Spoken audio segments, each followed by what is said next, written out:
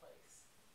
And the way you were describing about heartbeats and, you know, the pulse of things. And yet, I think if you just looked at our work, because they're both kind of reductive, you might think it's very similar, right? Interesting.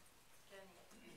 Yeah. Excuse me, would it be helpful to have the slideshow on? Yes. It would not hurt, because then people could, if it's just rolling, that'd be great. Okay. That would be great.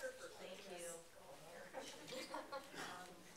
I actually, you know, since being the curator and the artist, it was hard to, I think since being the curator and a participating artist, I had to take that hat on and off and be really honest.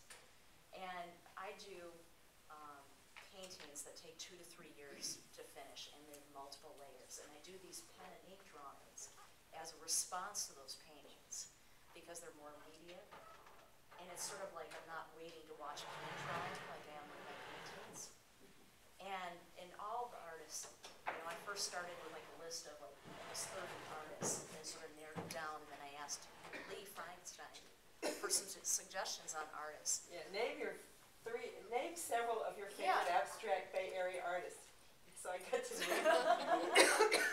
But the key was I didn't want the relationships to be incestuous, to be all from the same graduate school or the same gallery affiliation, but still have this common thread. And I think in each artist I could sort of see some of my practice. Interesting. And I really love line. And I like how people take line and discover what they do with line and change it and make their own interpretation of line. And I have a real fascination with architecture. So I love that relationship of man-made objects versus natural. And I think everyone sort of has that interpretation or that relationship that they're dealing with the work, if it's either installation or their process. And I think for me too was process.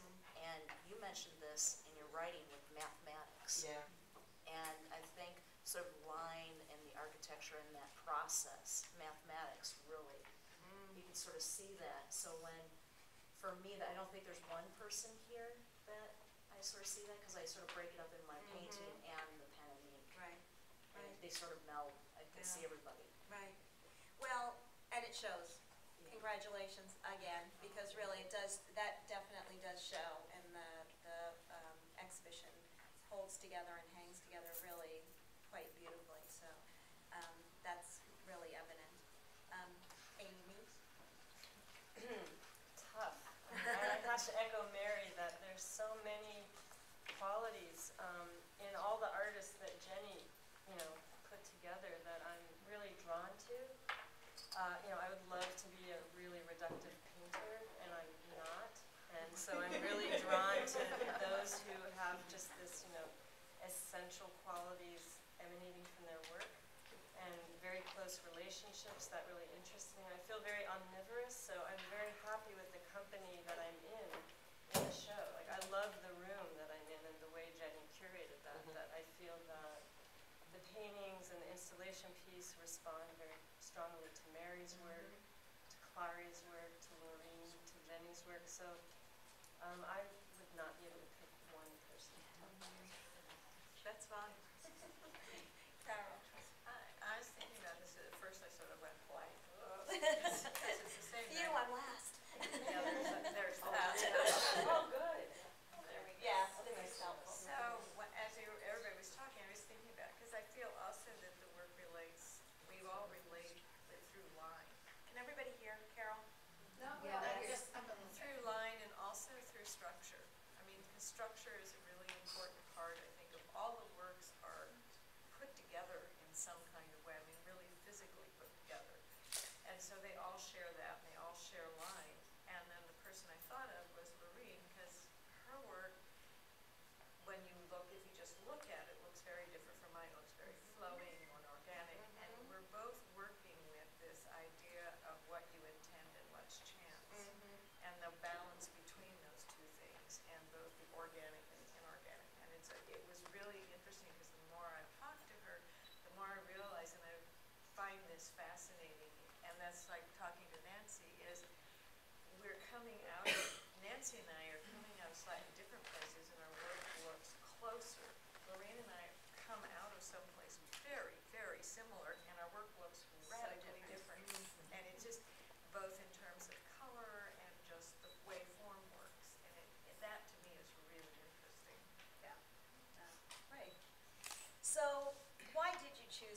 abstract artists? Well, I think being a artist and, you know, what kind of art do I do, right? It's all about you when you're the artist, right? Is non-figurative and abstract. And I feel that that dialogue can be expanded even further and further. And I really wanted to support what I thought was quality women artists and showcase them and celebrate them.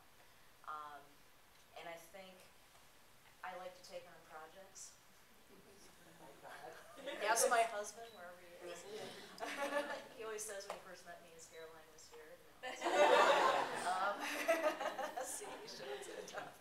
But I really, the big deal was respect and admiration for artists and understanding that it is a 7-day-a-week job and it isn't always pretty, but I respect that work output and, you know, their process. And I think that to me, without that respect, that was, you know, a key factor in picking artists. Great. And then I'd like to ask some of you, like, why do you work abstractly? Have you ever worked figuratively or representationally? Who among you have? There's architecture down there. Okay, so everybody. Everybody knows the rules and everybody's breaking them. Basically. So, Nancy, Miss Geometric Abstraction, looks so simple and precise and just all about just that very nuanced thing you've got going there. How'd you go from, you know, drawing a figure or whatever you were drawing to making these little triangles? I actually don't think there's a big difference in terms of how an artist approaches a painting between abstraction and figurative. So can you talk to that a bit? Yeah, I mean, from the way I think about it, it's color, form, light relationships. So I think that exists in representational work too, and you have to actually think about those things. I was talking to someone earlier about even Titian, who's sort of one of the earliest colorists in terms of approaching a painting from just color. And he had to be thinking abstractly about how he was composing and putting that painting together. So I don't really think there's a big difference. And what I'm interested in is the relationships of color, particularly. So I wanted to focus, and I think it's more just using abstraction makes the viewer just see those things more clearly too, and not be trying to figure out what the narrative is or the story is. Because I would say that yours, as compared to, I'm pretty sure, just about everyone else, is so purely abstraction. There's no figuration, there's no figurative elements, there's nothing that you could see as a landscape or as even a vocabulary of some sort or a reference to nature. It's abstraction at about its purest.